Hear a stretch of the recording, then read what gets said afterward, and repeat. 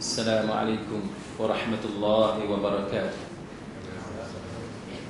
إن الحمد لله نحمده ونستعينه ونستهديه ونستغفره ونعوذ بالله من شرور أنفسنا ومن سيئات أعمالنا.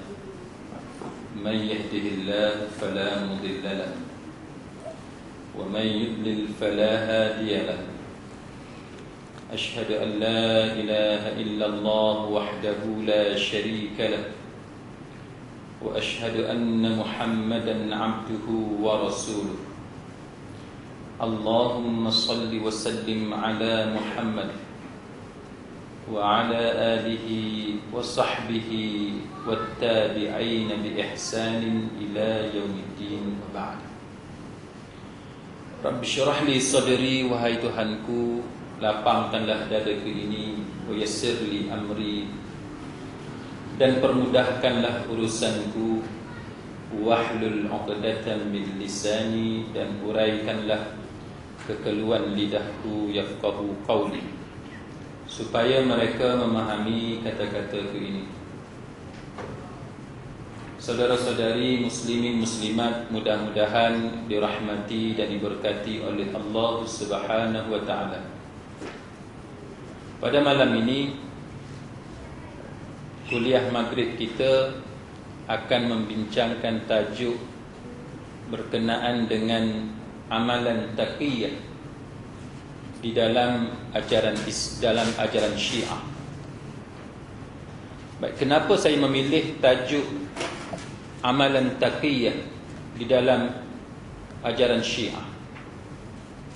Muslimin muslimat sekalian, ini disebabkan oleh keadaan dalam negara kita pada hari ini, isu-isu yang sedang berlegar di kalangan masyarakat, yang mana masyarakat membincangkan, media juga hangat membincangkan tentang Syiah, serta pihak berkuasa juga bercakap tentang Syiah. Maka saya memilih satu tajuk berkenaan dengan Syiah, iaitu amalan taqiyah di dalam ajaran Syiah. Rujukan utama pada malam ini ialah daripada kitab tulisan ulama Syiah sendiri, iaitu Syekh Muhsin Ali Usfur, seorang ulama Syiah sendiri. Sebab tidak adil jikalau kita membicarakan tentang sesuatu perkara tanpa mengambil tempat asal perkara tersebut. Kalau tuan-tuan ingin merasai suasana sebenar English Premier League, sebaik-baiknya pergi ke England, duduk dalam stadium, tengok sendiri di situ, tengok macam mana watak dan juga gaya, suasana, corak, kehangatan yang ada dalam permainan tersebut. Barulah kita boleh berbicara secara tepat apakah dia English Premier League. Begitu juga kalau kita bercakap tentang kejuruteraan, tiba-tiba kita memanggil seorang ustaz untuk bercakap tentang kejuruteraan, itu adalah tidak tepat. Maka hendaklah kita panggil seorang engineer yang sudah tentu mempunyai otoriti dan kelayakan untuk bercakap tentang kejuruteraan. Begitulah juga bila kita nak bercakap tentang ajaran Syiah, maka sebaik-baiknya sebahagian daripada rujukan yang kita buat itu adalah berdasarkan kepada tulisan ulama Syiah itu sendiri, supaya kita mengetahui beberapa perkara yang berkaitan dengan taqiyah. Umpamanya, apakah benar dalam ajaran Syiah itu ada amalan yang dipanggil sebagai taqiyah, ataupun konsep taqiyah itu diguna pakai dalam ajaran Syiah. Dan yang keduanya, kita perlu membahaskan apakah alasan yang digunakan oleh Syiah untuk membenarkan, untuk justify apa yang mereka lakukan sekarang ini. Baik, maka dalam kitab yang ditulis oleh Syekh Muhsin ini, kitab beliau bertajuk Usulul Fiqh Al-Muqaran bainal usuliyin wal muhaddithin, iaitu kitab yang membicarakan tentang asas ataupun usul fiqh perbandingan, comparative fiqh, yang mengutarakan perbincangan antara ulama usul dengan ulama hadis. Itu tajuk kitab yang dikarang oleh Syekh Muhsin Ali Usfur yang menjadi rujukan utama pada malam ini. Maka kita akan membicarakan apakah dalil yang digunakan pakai oleh Syekh Muhsin, apakah hujah yang dikemukakan, argument yang dikemukakan oleh Syekh Ali Muhsin Usfur, dan apakah hikmah yang beliau utarakan di atas sebab amalan yang dilakukan oleh golongan Syiah berkaitan dengan taqiyah. Baik. Persoalan sekarang, sebelum kita meneruskan perbincangan kita perlu mengetahui apakah yang dimaksudkan dengan taqiyah. Kita sebut taqiyah, tapi kita nak tahu yang dikatakan taqiyah itu apa dia. Dan juga kita nak tahu yang dikatakan Syiah itu apa dia. Supaya kita boleh kenal pasti. Bila kita bercakap taqiyah, kita tahu taqiyah itu apa. Dan bila kita bercakap tentang Syiah, kita tahu Syiah itu apa. Kita tak mau, kita rasa kita tahu, tapi sebenarnya kita tak tahu.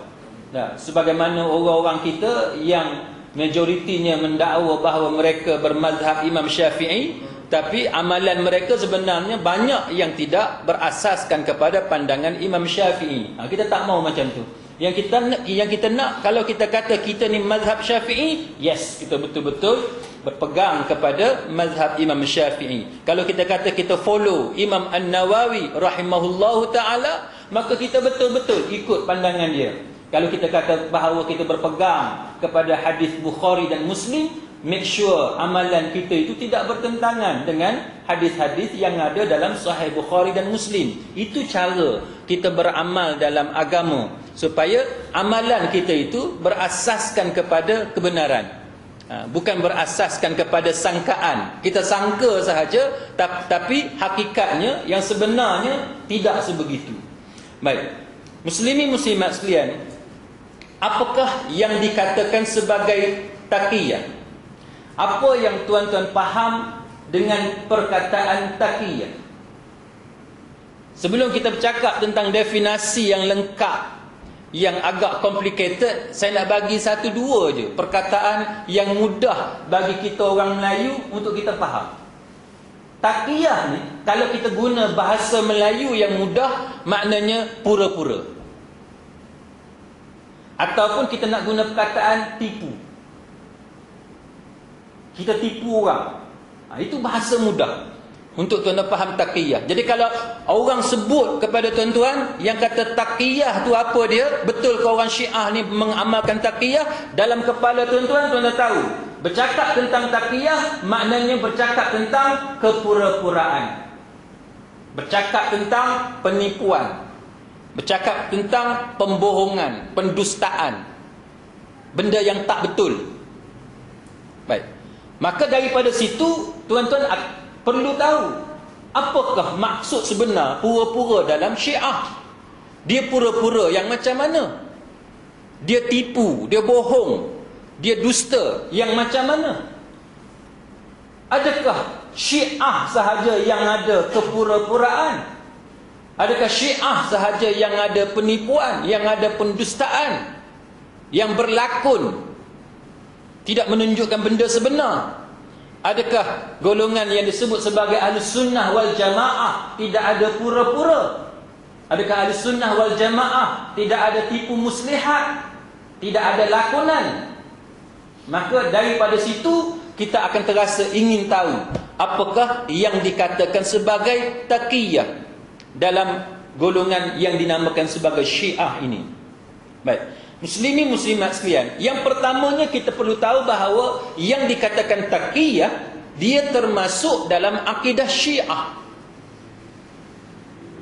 Jadi macam mana kita nak kait satu amalan yang dipanggil pura-pura ini, lakonan ini, ataupun penipuan ini, tiba-tiba dia menjadi akidah dalam sesuatu ajaran agama.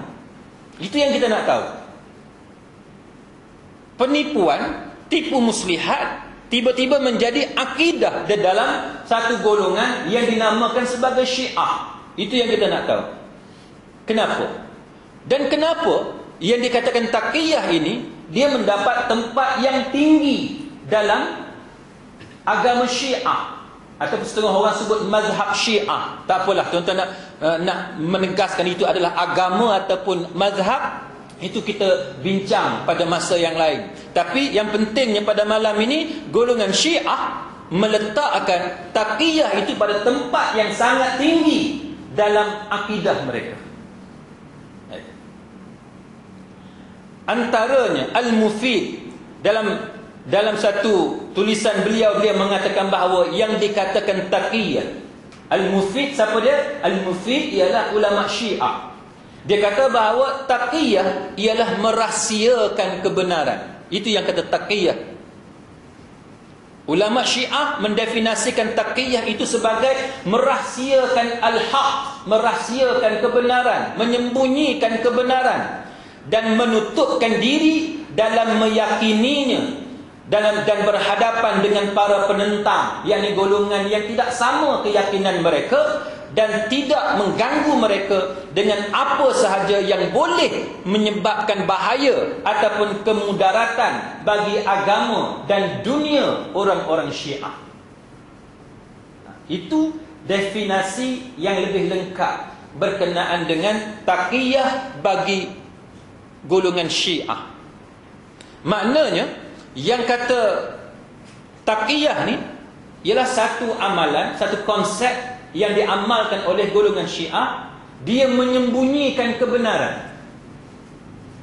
Mungkin tuan nak katanya, kebenaran apa? Kebenaran yang berkaitan dengan keyakinan dia, benda yang dia yakin benar. Apa benda yang dia yakin benar?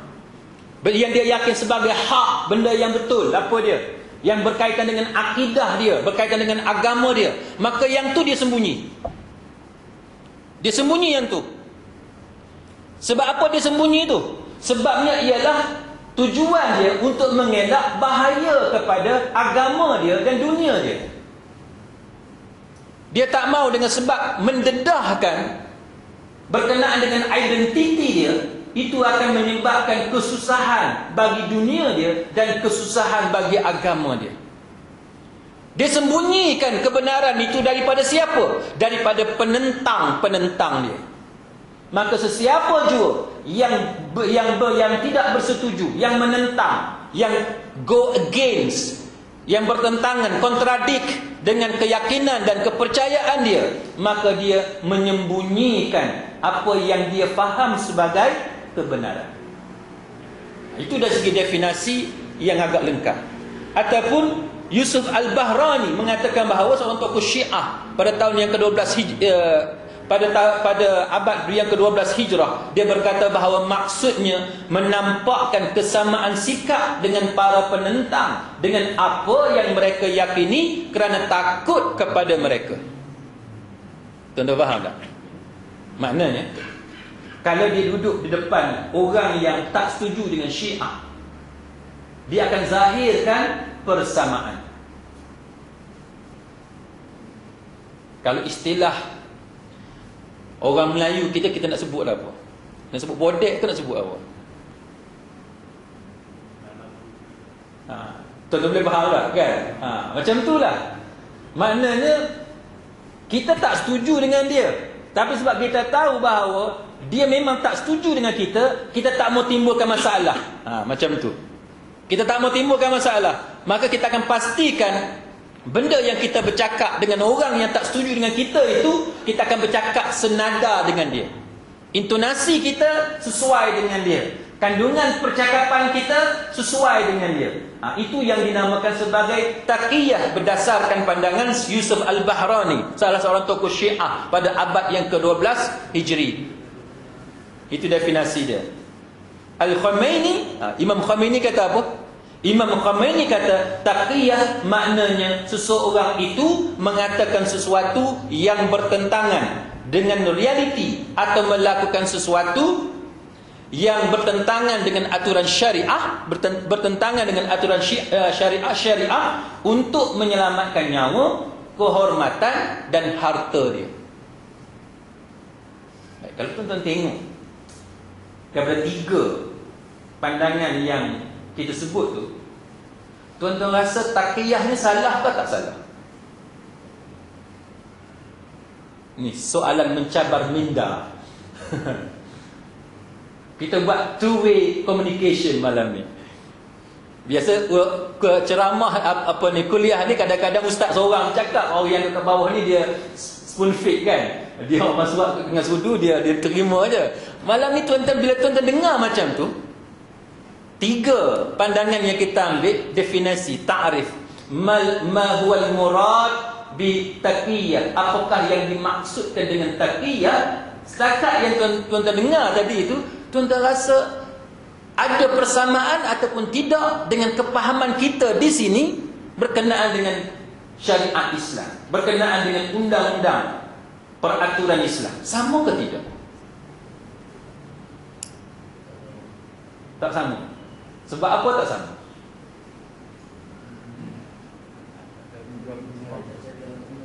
Sebab tak cerita benda sebenar.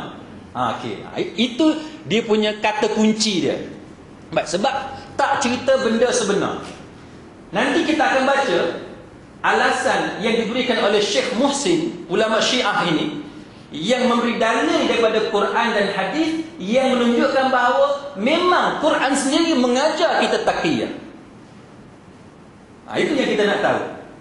Adakah benar Quran dan hadis? Adakah benar Allah Jalla wa'ala dan Nabi kita Muhammad sallallahu alaihi wasallam mengajar hambanya dan umatnya supaya bertaqiyah? Tapi dalil dia tak ambil kat lain. Dia ambil daripada Quran dan hadis. Yang ulama dia tu betul lah, tapi dia ambil daripada Quran dan hadis. Itu yang kita nak tahu. Baik. Umpamanya, kita tengok. Apabila tuan-tuan dah faham ta'rif yang dimaksudkan, apa ni, perkataan taqiyah itu, apa yang dimaksudkan dengan taqiyah, ta'rif taqiyah, sekarang ni tuan-tuan nak kena tahu yang kata Syiah tu apa.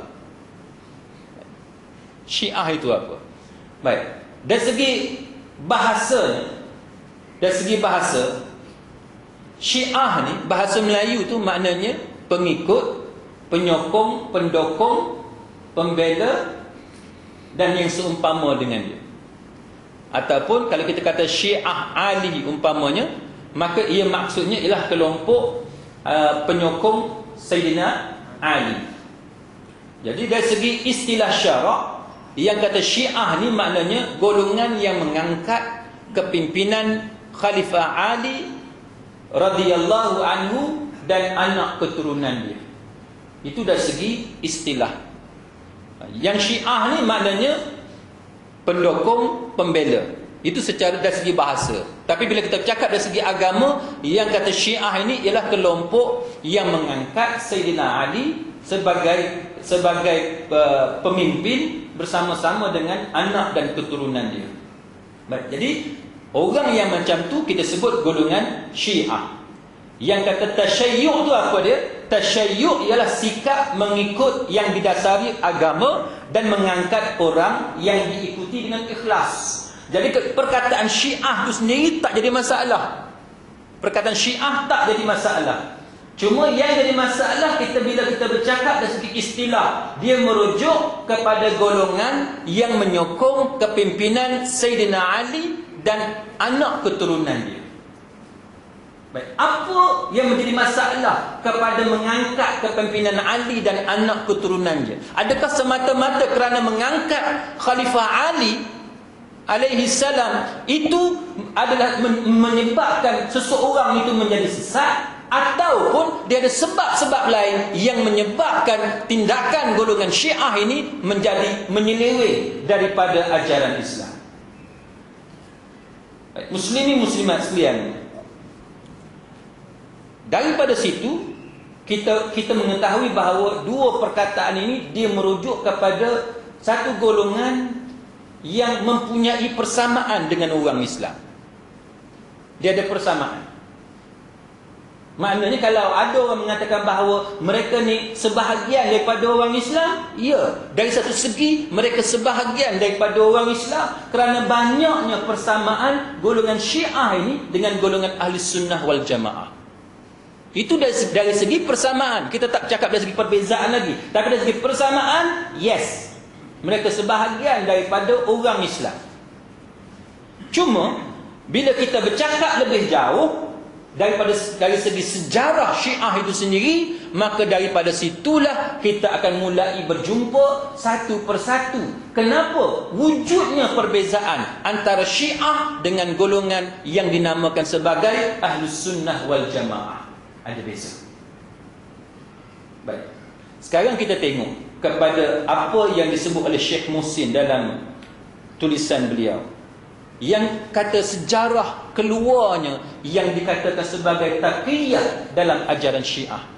Macam mana boleh keluar satu konsep taqiyah dalam ajaran Syiah? Adakah dia ada persamaan dengan Ahli Sunnah wal Jamaah, ataupun persamaan itu ada tapi cara aplikasi itu berbeza, cara guna itu berbeza? Baik, saya guna bahasa mudah tuan-tuan sekalian. Contoh, kita tengok bagaimana Syekh Muhsin dia mengulas asal usul taqiyah. Dia kata bahawa apabila Nabi sallallahu alaihi wasallam wafat dan kemudiannya wafatnya khalifah-khalifah Islam, apa yang berlaku? Dua perkataan yang digunakan oleh Syekh Muhsin dalam kitab dia Usul Fiqh Muqarrar ini, dia kata ada dua perkataan yang digunakan oleh Syekh Muhsin untuk menggambarkan bagaimana bermulanya sejarah taqiyah. Yang pertama dia kata mihnah, yang kedua dia kata bala, bahasa Melayunya ujian. Berlakunya mihnah, berlakunya tribulasi, berlakunya cubaan, dugaan, kesusahan kepada umat Islam, maka daripada situ dah keluarnya hajat ataupun keperluan kepada konsep taqiyah dalam beragama. Baik, untuk memudahkan perbincangan ni, saya nak bagi beberapa contoh yang mudah supaya tuan-tuan boleh tengok apa yang cuba dimaksudkan oleh Syekh Muhsin. Baik, katalah ada satu orang pergi jumpa dekat tuan-tuan, dia letak pisau dekat tengkuk, ataupun dia letak senapang dekat kepala. Macam kita tengok dalam YouTube Syria kan, Qul la ilaha illa bashar, kan? Ataupun kalau satu orang datang kat kita, hang kena kata aku ni Tuhan kamu. Contoh. Masa tu tuan-tuan sekalian, masa tu kalau tuan-tuan mengaku bahawa Bashar tu Tuhan, kalau tuan-tuan mengaku orang yang paksa tu sebagai Tuhan, kalau masa tu tuan-tuan sanggup kata la ilaha illa Bashar, kalau tuan-tuan kata memang engkau Tuhan aku, soalan sekarang ni, tuan-tuan terbatal syahadah ataupun tidak? Orang yang menjadi mangsa, ia dalam keadaan senapang pada kepala dia, dalam keadaan gergaji pada belakang tengkuk dia. Bila-bila masa orang yang memaksa itu, dia boleh melaksanakan paksaan itu untuk menyebabkan kita menjadi kafir. Soalannya ialah, adakah kita menjadi kafir kerana mengakui dia sebagai Tuhan? Tidak. Mana tuan-tuan faham tu? Asal usul cerita taqiyah ni. Dalam Quran, dalam hadis banyak menceritakan Ammar bin Yasir kan, macam mana dipaksa, bagaimana para sahabat dipaksa, Bilal bin Rabah dipaksa, kesusahan yang dialami oleh para sahabat-sahabat Nabi di awal kemunculan Islam, di awal mereka memeluk Islam. Dalam ayat-ayat Quran menceritakan bagaimana ikrah, paksaan yang dilakukan oleh golongan musyrikin, golongan kufar terhadap orang-orang Islam, dan bagi orang itu dalam keadaan seperti itu, maka paksaan itu dimaafkan bagi mereka. Dalam keadaan dipaksa seperti itu, kalau mereka akur kepada paksaan itu, sedangkan hati mereka tenang dengan akidah yang sahih, dia menafikan apa yang dia ucapkan lantaran terpaksa, hati dia tidak membenarkan apa yang dilafazkan oleh lidah, maka apa yang dilafazkan oleh lidah tidak membatalkan iman dia. Mudah dia kita faham. Kalau saya guna bahasa macam tu, tuan-tuan mudah faham. Maknanya, dari segi dalil yang digunakan oleh Syekh Muhsin ini, oleh ulama Syiah ni, betul ke salah? Dari segi dalil tu dulu. Betul kan? Itu tidak bercanggah dengan Quran. Tidak bercanggah dengan hadis Nabi. Sebab memang siapa-siapa pun kalau dia kena paksa, maka paksaan itu tidak dikira. Contoh, ada orang paksa kita untuk ceraikan isteri kita. Dia letak senapang dekat kepala kita. Hang tak sebut perkataan cerai dekat bini hang, apa akan tembak? Ataupun 3-4 orang samsing gangster pegang kita, pegang kepala kita, dia nak selam kita dalam air kolam. Kita tahu bahawa kalau dia selam kita dalam air kolam, kita akan mati. Dia kata, hang kena sebut cerai. Ataupun dia suruh kita sign dokumen, sign surat, kata kita cerai bini kita. Soalannya, adakah ikrah, paksaan yang macam tu menyebabkan berlakunya perceraian? Adakah berlaku perceraian? Tidak. Baik. Maka dari segi itu, tuan-tuan dah faham dah bahawa asas dan asal kepada ikrah, dia tidak menyebabkan berlakunya perkara yang dipaksa itu. Walaupun perkara yang dipaksa itu secara zahirnya membatalkan akidah, secara zahirnya berlakunya perceraian, tapi kerana apa yang dilakukan itu lantaran keterpaksaan, maka apa yang dilakukan disebabkan oleh paksaan tidak menyebabkan hukum itu berlaku. Okey, tuan dah faham yang tu? Tuan kena faham senario yang kedua pula. Apa dia senario yang kedua? Senario yang kedua ialah, apakah syarat-syarat paksaan? Apakah syarat-syarat paksaan? Antaranya yang tuan dah kena faham, syarat-syarat paksaan yang menyebabkan tuan-tuan terpaksa ikut, sehingga tuan-tuan sanggup untuk mengeluarkan perkataan yang membatalkan akidah, sehingga tuan-tuan sanggup melakukan perbuatan sehingga menghina Allah, menghina agama, menceraikan isteri, mestilah paksaan yang benar-benar besar, yang benar-benar serius. Dia boleh membabitkan nyawa umpamanya. Contoh apa dia? Dia kata, kalau engkau tak kata aku sebagai Tuhan kamu, aku tembak. Mana apa yang berlaku? Mati. Kan? Mati benda besar tak? Besar? Besar. Mati itu benda yang besar. Tapi kalau dia kata, kalau engkau tak kata aku ni sebagai Tuhan, aku ambil basikal hang. Besar ke kecil? Kecil basikal. Harga berapa? 300, 400. Kadang-kadang kita ambil sepupu kita, beli harga murah RM50. Adakah itu paksaan? Paksaan. Itu paksa. Maknanya dia akan ambil basikal tu bila-bila masa dia akan ambil. Handphone dia akan ambil bila-bila masa handphone kita. Tapi benda yang dia paksa apa? Benda yang dia paksa membabitkan akidah. Bila tuan-tuan ambil akidah, letak pada satu tempat, kemudian basikal tuan-tuan ataupun harta yang seperti itu pada satu tempat yang lain, tuan nak tengok yang mana yang besar? Adakah dengan mengambil harta itu menyebabkan kehidupan tuan-tuan akan menjadi sangat-sangat teruk? Tidak. Dia kata, kalau engkau tak kata aku sebagai Tuhan, aku akan ambil duit engkau pada hari ini. Kita dalam kocek ada RM100 umpamanya. Maka itu bukanlah kesusahan yang sehingga menyebabkan kita ni dibenarkan untuk mengucapkan kata-kata yang membatalkan syahadah. Contoh senario yang kedua. Orang yang mengugut kita untuk melakukan ikrah, untuk melakukan paksaan itu, mestilah orang yang benar-benar mampu melaksanakannya. Dia mesti mampu melaksanakannya. Barulah ikrah itu sah dari segi hukum syarak. Sebelum kita bincang pandangan Syiah, tuan-tuan kena jelas dahulu dari sudut ahli sunnah wal jamaah.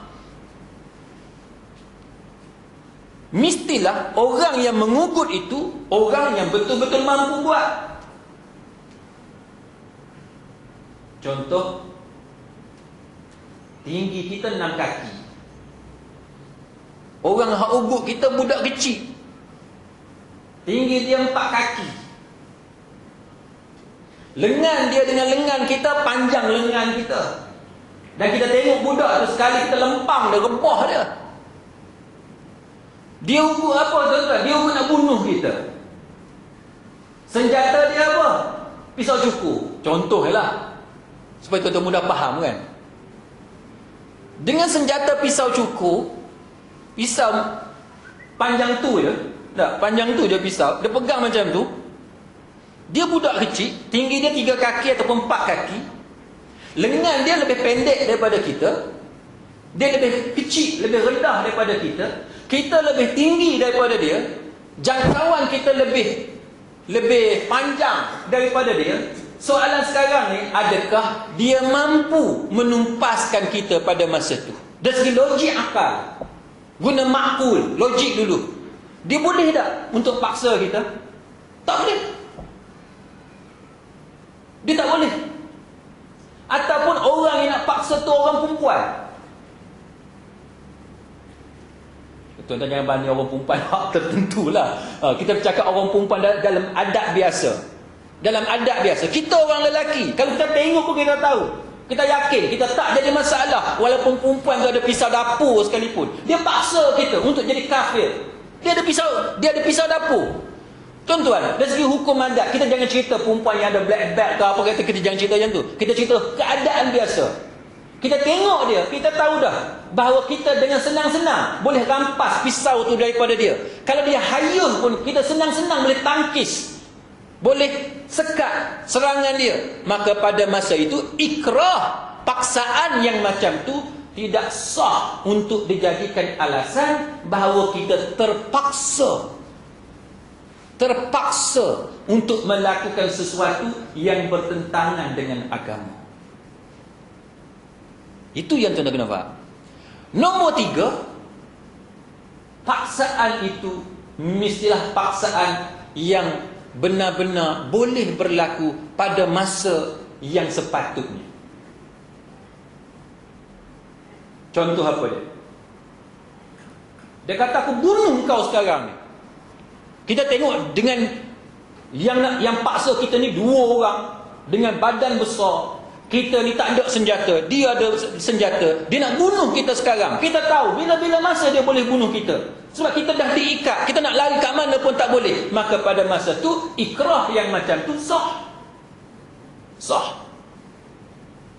Boleh dijadikan alasan untuk tuan-tuan mengucapkan kata-kata yang membatalkan syahadah dengan syarat hati tuan-tuan tidak redha dengan apa yang kita ucapkan. Sekadar untuk melepaskan diri. Sekadar itu.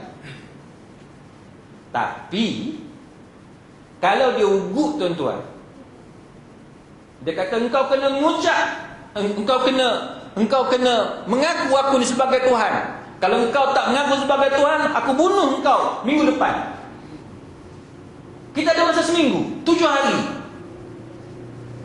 Dalam masa 7 hari tuan-tuan boleh buat pelbagai cara untuk menyelamatkan diri. Antaranya tuan-tuan boleh report polis. Tuan-tuan boleh dapatkan bantuan orang. Tuan-tuan boleh melarikan diri. Tuan-tuan boleh menyembunyikan diri. Berhijrah keluar negara. Macam-macam tuan-tuan boleh buat untuk menyelamatkan diri. Maka pada masa itu tidak dibenarkan bagi tuan-tuan mengucapkan kata-kata yang membatalkan syahadah kerana ikrah. Ketika itu, walaupun ikrah itu dilakukan oleh orang yang mampu melaksanakan paksaan dia, dan dia benar-benar mampu melakukannya, tetapi kerana jangka masa waktu yang diberikan kepada kita itu menyebabkan kita tidak terdesak, maka pada masa itu haram bagi kita untuk mengeluarkan kata-kata yang membatalkan akidah kita.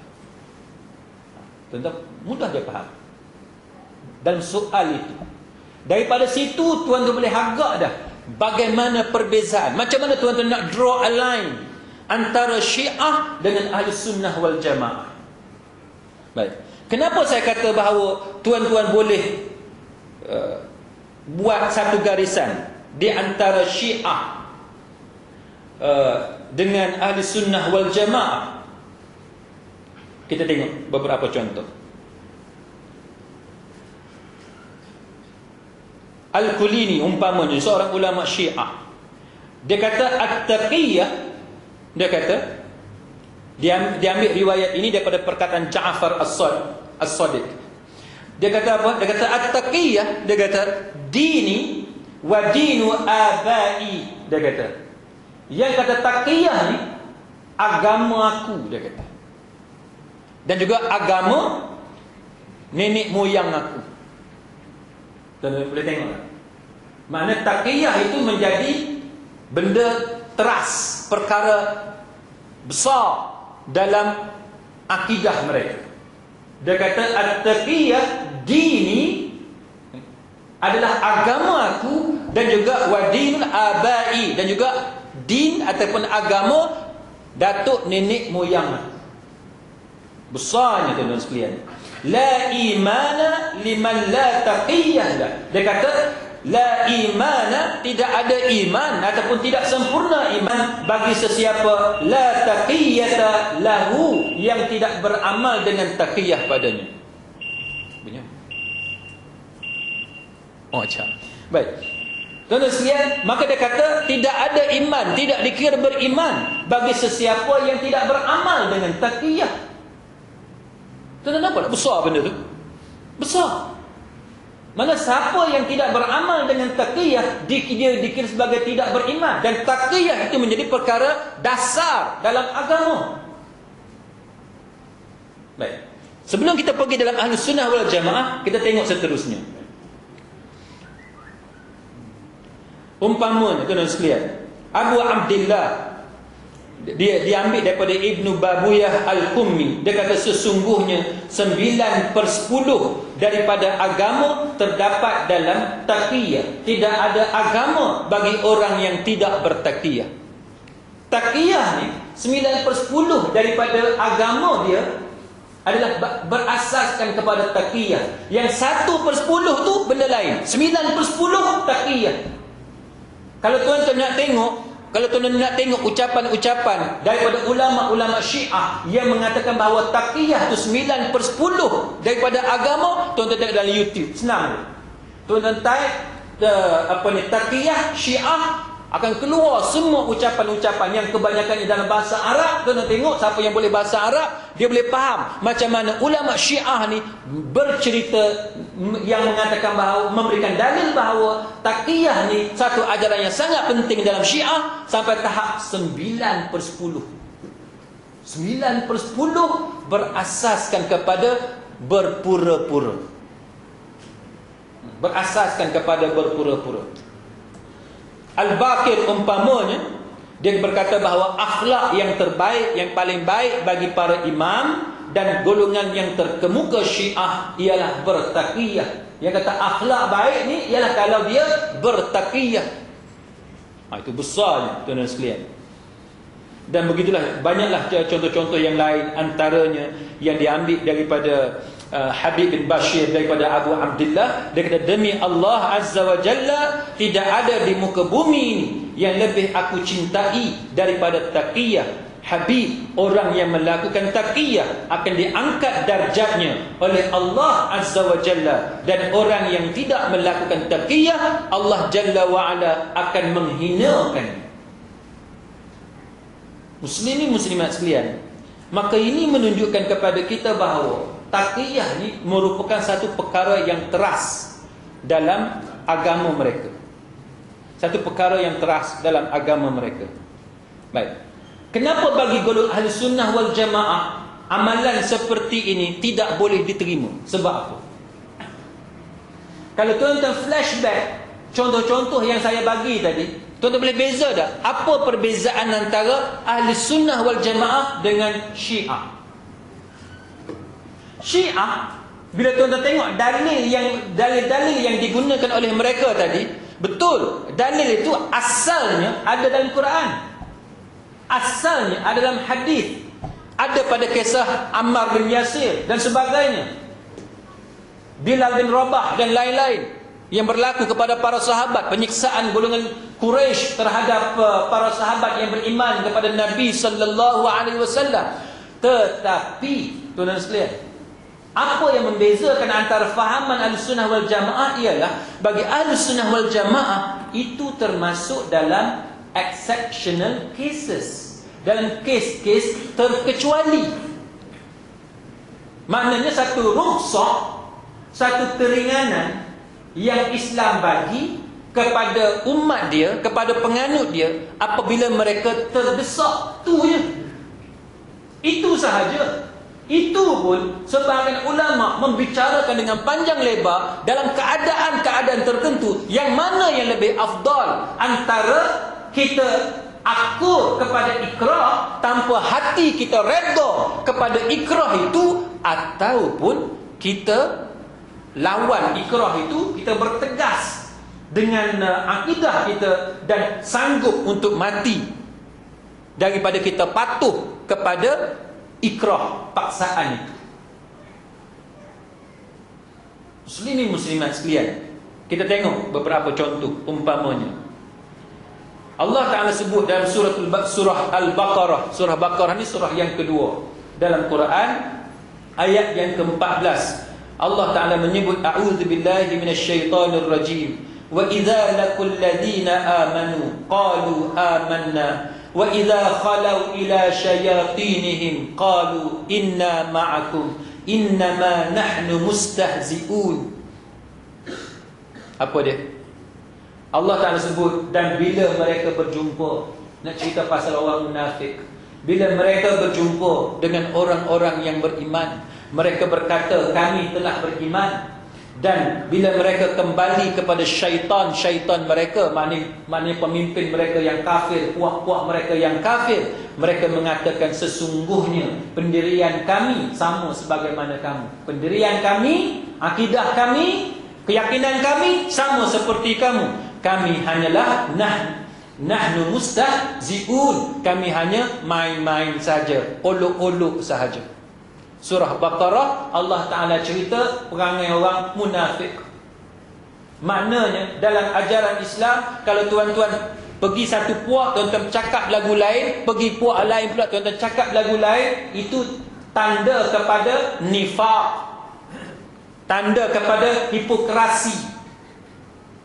Ini menjadi pegangan Ahlussunnah wal Jamaah. Cakap tipu, berlakon, main wayang, pura-pura, olok-olok bukanlah satu perkara yang dibenarkan dalam agama, kecuali dalam keadaan yang benar-benar terpaksa sahaja.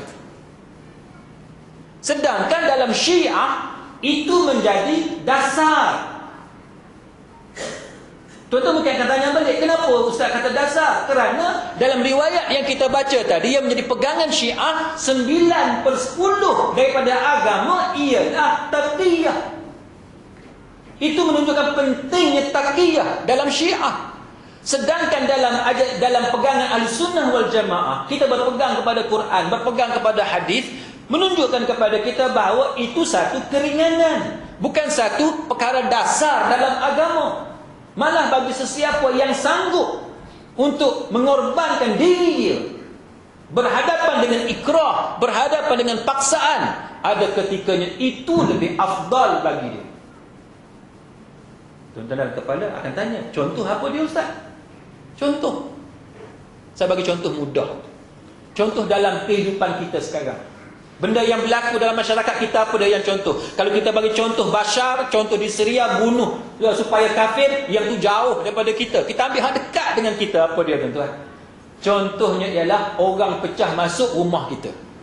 Itu contoh yang paling dekat dengan kita. Yang duk berlaku dekat kawan-kawan, berlaku dekat kaum keluarga kita. Kita pernah baca surat khabar dalam negara kita, dalam negeri kita, Pulau Pinang. Kita biasa duk dengar benda macam ni dalam kehidupan kita sehari-hari.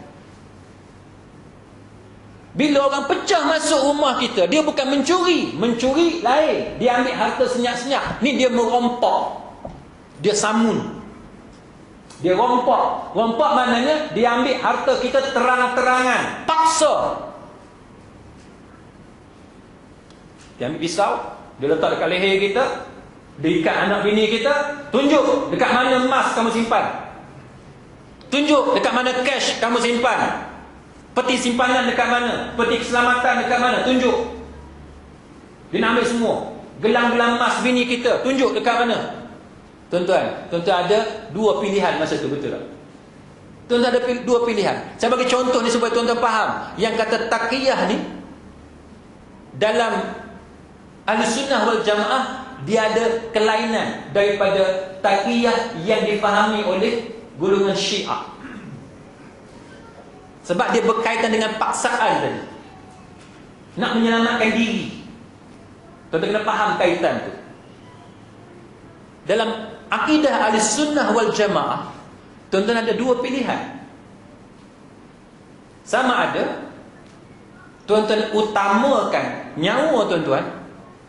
Ambil. Yang penting jangan apa-apakan aku. Kan? Tunjuk semua. Kan? Hak perampok tak terlintas pun kita tunjuk juga kat dia. Perampok tak terlintas pun.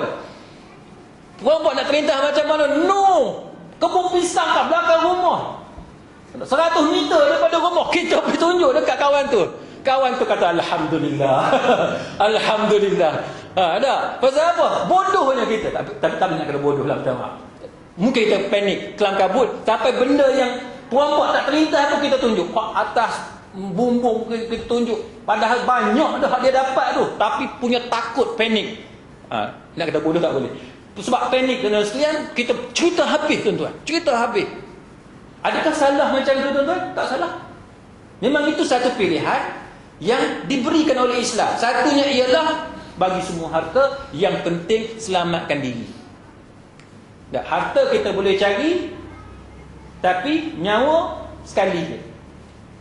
Kalau kita mati, isteri kita siapa nak jaga, anak kita siapa nak jaga, dia nak pergi sekolah macam mana, macam-macam ceritalah nanti. Kita pun buat keputusan, yang penting jangan apa-apakan aku, ambillah harta, engkau nak ambil banyak mana ambil. Itu pilihan yang pertama. Pilihan yang kedua, yang ni yang kita nak kena faham. Pilihan yang kedua, over my dead body. Langkah mayat aku dulu. Kan? Kita tak pandai bersilat, tiba-tiba jadi pandai kan masa tu. Tiba-tiba jadi pandai. Kan? Ada masanya dia lari. Dia takut dengan jeritan anak isteri kita, dengan jeritan kita, dengan kapok yang kita dapat sambar, kita ambil pisau di dapur dan sebagainya, dia lari. Ada kemungkinan dia lari. Tapi tuan-tuan, ada juga kejadian-kejadian yang kita tengok dan surat khabar yang berlaku dekat kawan-kawan kita. Bukan dia lari, tapi dia tetap kita. Na'udzubillah. Na'udzubillah. Dia tetap kita. Mati satu orang Islam dalam keadaan mempertahankan harta dia. Mati apa? Syahid. Mati syahid. Mati husnul khatimah. Mati dalam keadaan baik. Maknanya apa tuan-tuan? Maknanya dalam ajaran Islam yang difahami oleh Ahlussunnah wal Jamaah, Kalau Al-Sunnah wal Jamaah itu, seseorang Islam itu, dia ambil pilihan yang kedua. Dia nak lawan dengan penyamun tu, dia nak lawan dengan perompak, sehingga akhirnya mengorbankan diri dia. Dia bukan mati hina, dia bukan mati dapat dosa, dia bukan mati dalam keadaan dimurkai oleh Allah Ta'ala, tapi dia mati dalam keadaan penuh dengan kemuliaan. Dia mati dalam keadaan mendapat rewards from Allah, pahala daripada Allah, ganjaran daripada Allah, dan dia mendapat tempat yang baik di akhirat kelak kerana menjadi salah seorang yang mati sebagai syahid. Itu yang membezakan antara fahaman Al-Sunnah wal Jamaah daripada dalil yang ada dalam Quran, dalil yang ada dalam hadis Nabi, berbanding dengan golongan Syiah. Walaupun mereka menggunakan dalil yang sama, tapi cara mereka apply dalil itu berbeza antara Syiah dengan Al-Sunnah wal Jamaah. Betul saya kata tadi, di peringkat awal, kalau tuan-tuan faham dalil tu, tuan-tuan dah nampak dah apa dia persamaan. Memang sama. Tapi selepas persamaan yang mula-mula yang kita bincang tadi, bila tuan-tuan pergi ke bawah, in-depth discussion, bila tuan-tuan bincang lebih mendalam, baru tuan-tuan nampak perbezaan antara akidah Ahlussunnah wal Jamaah dengan akidah golongan Syiah. Dan betapa mereka mengangkat taqiyah itu menjadi dasar kepada agama. Sedangkan bagi kita, itu hanyalah excuses. Dalam exceptional cases, perkara-perkara yang menjadi perkara yang dimaafkan sahaja, bukanlah perkara yang menjadi dasar dalam agama. Malah dalam banyak keadaan, yang contoh yang kita sebut tadi, kita diberi pilihan. Contoh paling mudah tuan-tuan, puasa yang kita tiap-tiap tahun duduk tempuh tiap-tiap tahun. Puasa contoh yang paling mudah. Bila tuan-tuan bermusafir, tuan-tuan ada dua pilihan, sama ada nak buka ataupun nak teruskan puasa. Ada ketikanya, ada suasana tertentu yang mana berbuka itu lebih afdal bagi tuan-tuan. Dan ada ketikanya meneruskan puasa itu lebih afdal bagi tuan-tuan. Dia tak sama. Tuan-tuan tak boleh kata sebab ustaz jalan ni teruskan puasa, tuan-tuan pun nak teruskan puasa juga. Dia tak sama. Keadaan individu berbeza, suasana yang kita alami berbeza. Maka setiap orang dihukum berdasarkan kepada keadaan yang dia alami, dan bukannya secara umum.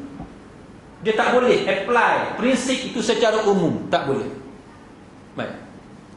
Muslimin muslimat sekalian, kemudian kita tengok contohnya dalam surah Ali Imran. Ini kita bagi contoh akidah Ahlussunnah wal Jamaah. Dia tengok taqiyah ni satu benda yang menjurus kepada nifaq, iaitu dalam surah Ali Imran, surah yang ketiga, ayat 167, Allah Ta'ala menyebut, yaquluna bi afwahihim ma laysa fi qulubihim. Dia kata orang-orang yang munafik itu, dia bercakap dengan mulut dia apa yang tidak ada dalam hati dia.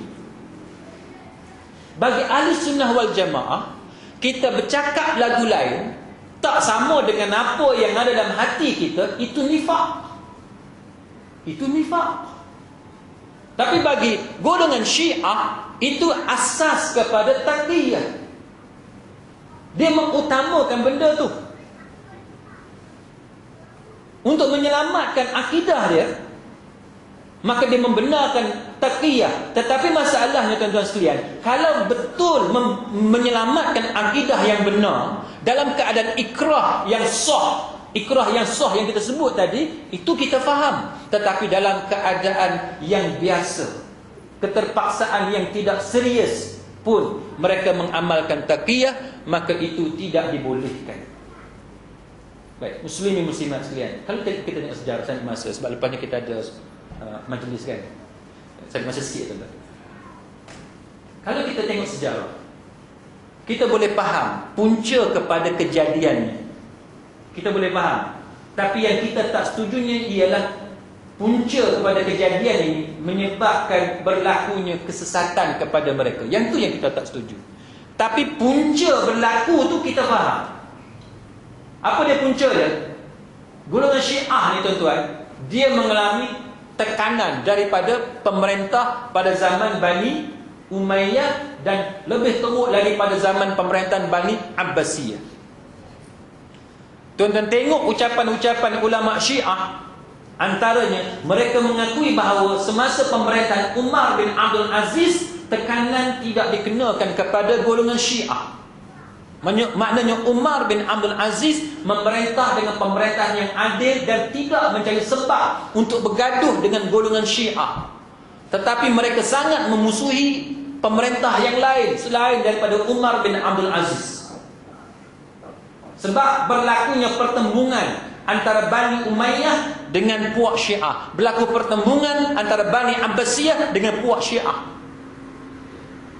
Maka kerana itu tuan-tuan sekalian, bahawa mereka mengakui keadilan, al-adalah, keadilan yang ditegakkan oleh Umar bin Abdul Aziz. Yang ini yang kita nak ikut tuan-tuan. Sebab tu banyak ulama-ulama Islam bila bercakap tentang keadilan, mereka menyebut tentang 4 khalifah Islam ini, dan nombor 5-nya tuan-tuan, mereka akan menyebut Umar bin Abdul Aziz.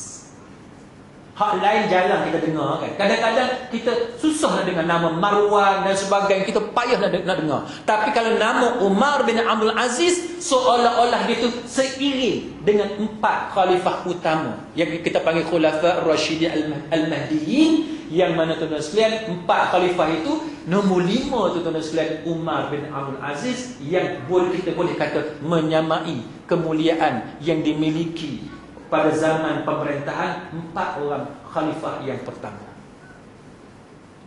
Itu dia, muslimin muslimat sekalian. Baik. Dalam Quran tuan sekalian dan dalam hadis Nabi sallallahu alaihi wasallam, maka dia disebut perkara-perkara macam ni untuk menunjukkan kepada kita itu satu keringanan. Tetapi golongan Syiah telah mengamalkan satu keadaan di mana dianya sangat berbeza daripada maksud asal rukhsah itu, kelonggaran itu diberikan. Sampai masa 2-3 minit. Baik, kenapa kita berbeza dengan Syiah?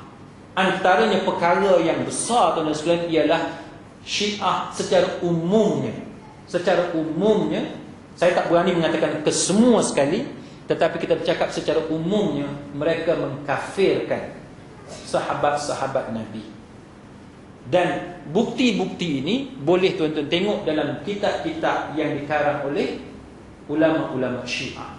Kalau tuan-tuan tak mampu nak baca kitab-kitab Arab yang ditulis oleh ulama Syiah, tuan-tuan tengok dalam YouTube pun cukup. Sekarang ni tuan-tuan dalam YouTube yang bahasa Arab pun dia dah terjemah ke dalam bahasa Inggeris.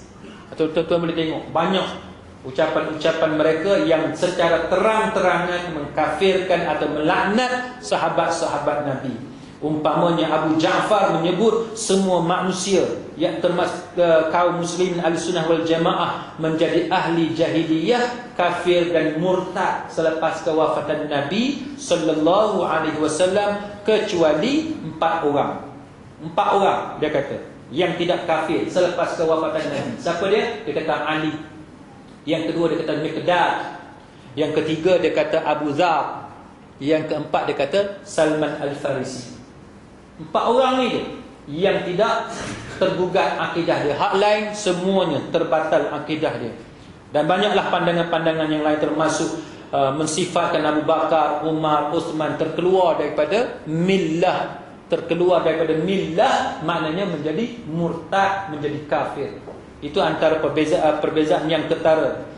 Dan banyak lagi pandangan-pandangan lain yang tak sempat saya nak sebut tuan-tuan sekalian. Saya minta maaf. Cuma apakah sikap kita tuan-tuan?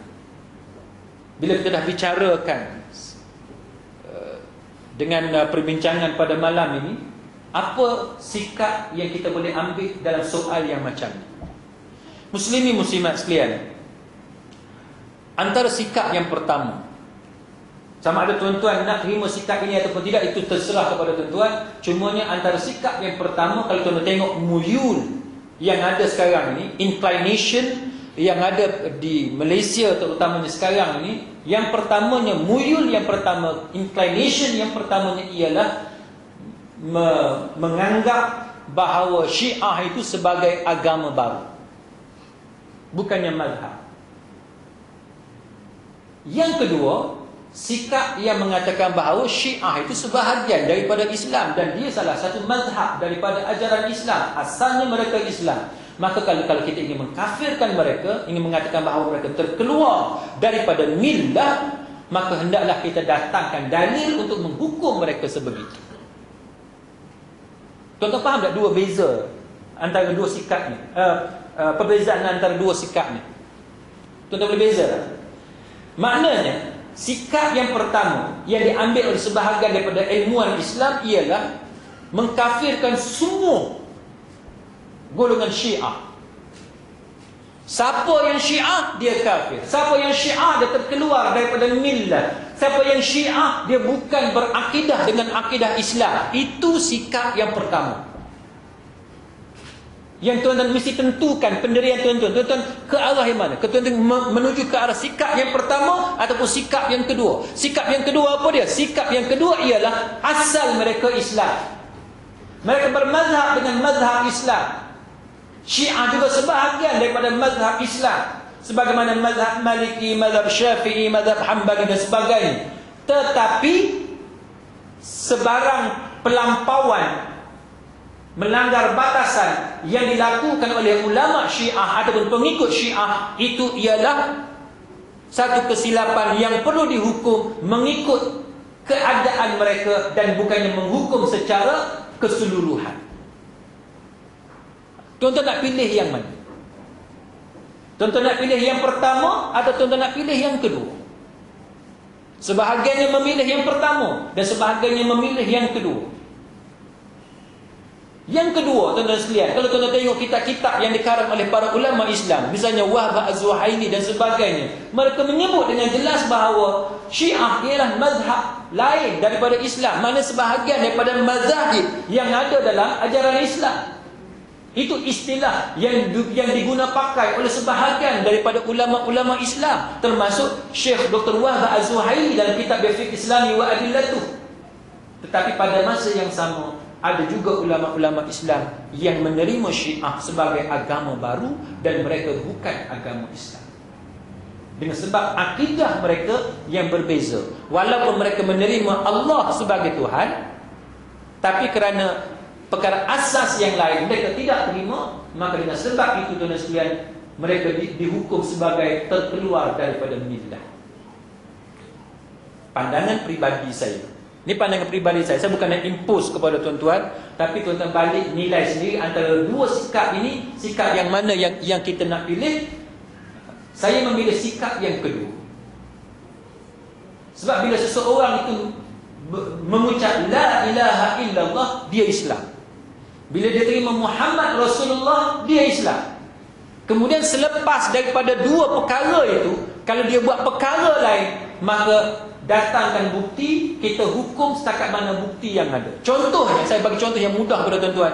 Katalah tuan-tuan bawa dekat saya satu kitab Al-Kafi umpamanya, yang dikarang oleh Khomeini ataupun dikarang oleh ulama-ulama Syiah yang lain. Tuan-tuan boleh tunjuk dekat saya bahawa ini dia tulisan Khomeini umpamanya, yang jelas menunjukkan bahawa akidah dia terbatal. Maka kita hukum dia terkeluar daripada Islam berdasarkan kepada tulisan dia. Setakat dia. Setakat dia.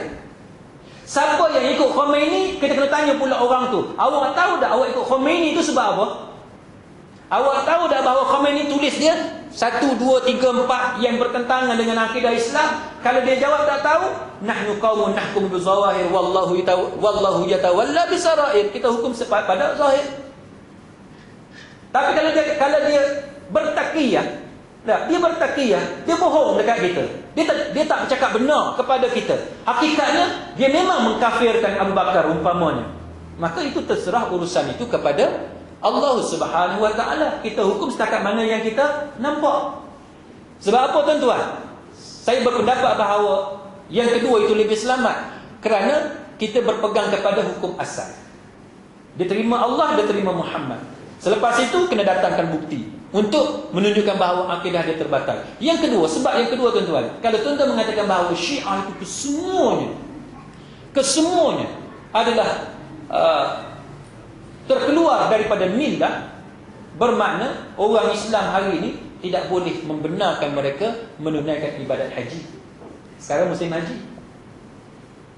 Maknanya Arab Saudi sendiri tuan-tuan sekalian, kalau dia mengisytiharkan bahawa Syiah itu bukannya mazhab tetapi merupakan din jadi, agama baru, maka Kewajipan orang Islam ialah menghalang mana-mana pihak yang bukan beragama Islam daripada menjejakkan kaki dia ke atas haramain, ke atas dua tanah haram.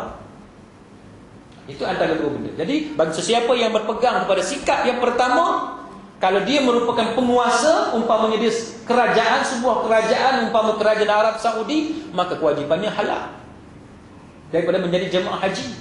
Tapi soalannya tuan-tuan, adakah mampu adakah semudah itu untuk kita declare Syiah itu sebagai agama yang bukan agama Islam?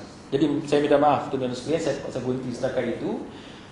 Sebenarnya banyak perkara di sini saya nak sentuh tulisan daripada Syekh Muhsin, tapi insya-Allah kita sambung dalam kuliah kita yang akan datang. Dan kita ada kuliah subuh kan? Kita ada kuliah subuh. Kita ada kuliah subuh dan kita akan sambung perbincangan ini. Satu perbincangan, bila saya tengok tulisan Syekh Muhsin, satu perbincangan yang menarik. Menarik dalam erti kata kerana dalil yang dia guna, hujah yang flow of argument, cara dia argue itu menarik. Menarik sebab persamaan dengan ahli sunnah wal jamaah, tak jadi masalah. Tapi bila di hujung argument itu, kita akan tengok bagaimana benda yang kita sebut di awal tadi, iaitu seserius manakah ancaman itu sehingga mengesahkan amalan taqiyah.